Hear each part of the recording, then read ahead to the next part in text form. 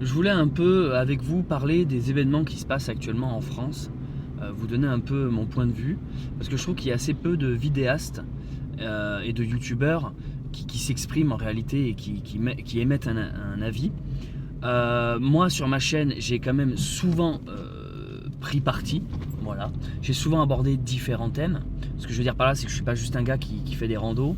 Je veux dire, moi dès l'instant qu'il a fallu parler ou prendre parti, je l'ai fait, que ce soit sur les vaccins, les confinements, les gilets jaunes, en politique. Ça m'a pas toujours été favorable, j'en ai même des fois perdu des plumes. Pourquoi alors sur le 49.3 qui est passé de force et les retraites, je ne m'exprime pas plus que ça? Je vous dis très simplement. En fait, je pense que ça concerne les gens qui ont un mode de vie dans les rails, c'est-à-dire qui croient encore en la société. C'est-à-dire qui dès le début, quand ils ont commencé à aller à l'école, ont été bercés par toutes ces illusions qui étaient il faut avoir un métier plus tard, il faut bien travailler si tu veux avoir des bonnes notes. C'est bon, j'ai mes bonnes notes, j'ai eu mon diplôme, je vais trouver un boulot.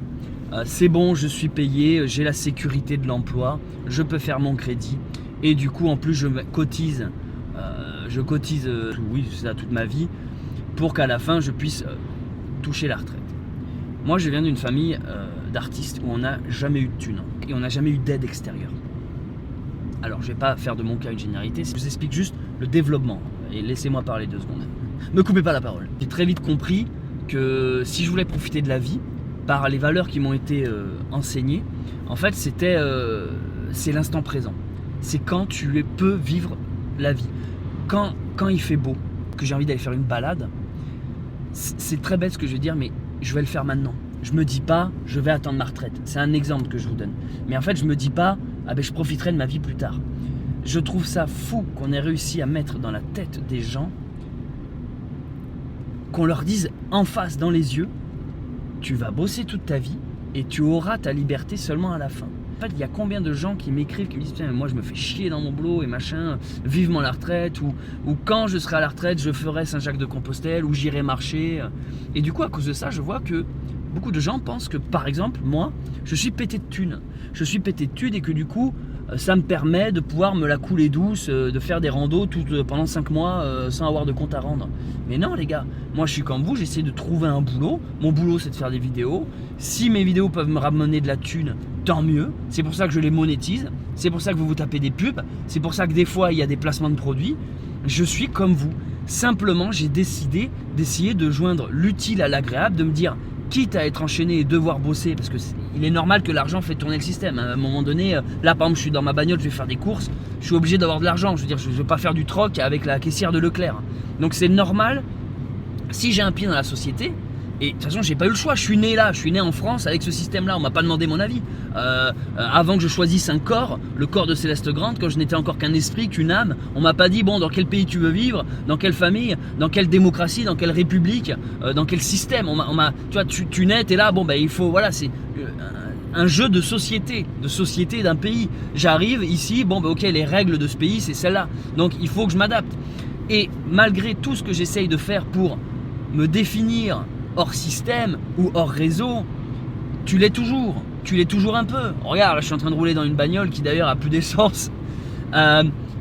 J'ai toujours un pied dans le système, je suis en train de filmer avec un Samsung, c'est un pied dans le système. Enfin je veux dire, voilà.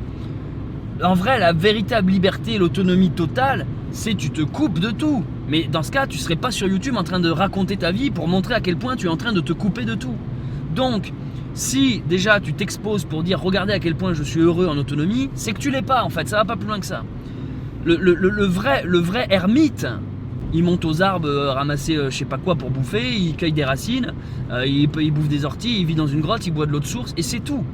Pour les gens ça va être un clodo, mais en vrai il est dans le juste. Déjà il est connecté avec la vie, l'environnement, la nature, il vit l'instant présent et il est à 10 000 km de se poser la question de qu'est-ce qu'il va faire pour vivre la retraite, qu'est-ce qu'il fera. C'est pour ça que je m'exprime pas trop sur les réseaux sur le 49.3 et la retraite, parce que je sais que déjà c'est des thèmes houleux, je sais que tu vas en parler, tu vas toujours en froisser, tu vas froisser des gens. La différence, c'est que j'ai eu la présence d'esprit très jeune, mais ça vient pas de moi, ça vient grâce à ma famille, à mes amis, à mon entourage, ça vient grâce à mon environnement. j'ai eu très vite la présence de me dire ouais, mais en fait j'ai pas envie de jouer la blague qu'est la société, la blague qu'est la République et la démocratie, que tu sois de gauche ou de droite, hein. Et à un moment donné tu dis bon allez, je m'intéresse plus de ça, tu éteins ta télé, machin, tu arrêtes d'alimenter tout ça. Mais je vous donne un exemple. Souvent vous remarquerez dans le milieu de l'autonomie ou la vie hors réseau, les gens sont très fiers de plus en plus de dire ah, moi j'ai jeté ma télé par la fenêtre, je regarde plus les merdias, tu sais.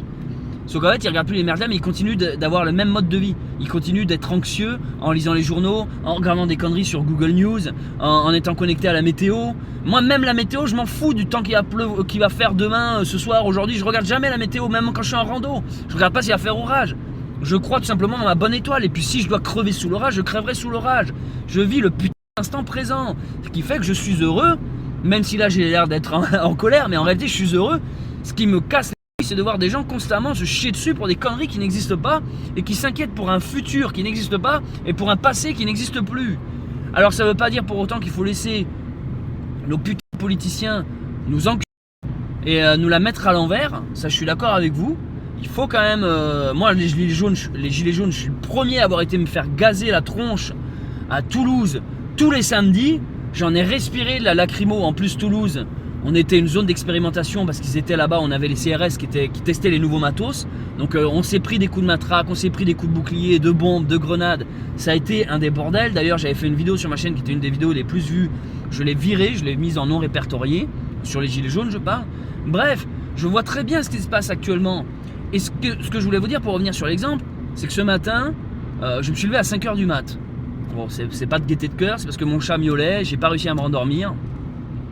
Et à 5h du mat, j'ai fait la pire chose que je pouvais faire subir à mon cerveau et par extension à mon âme, mon esprit et donc mon corps. J'ai ouvert TikTok. Et je scrollais des conneries comme le principe même de TikTok. Et là, je tombe sur des infos. Parce que sur TikTok, tu tombes sur tout et n'importe quoi. Tu as une nana qui danse avec un string.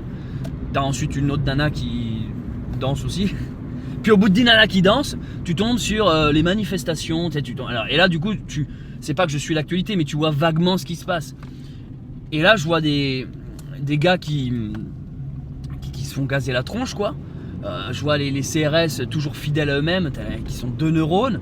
Pendant ce temps, tu as les autres qui remercient les forces de l'ordre. Je vois pas à quel moment tu as envie de remercier des abrutis qui tirent sur la foule. Mais en même temps, moi, dans mon entourage proche, j'ai des flics et qui sont pas du tout d'accord. Donc je sais que tous les flics sont pas à foutre dans le même panier.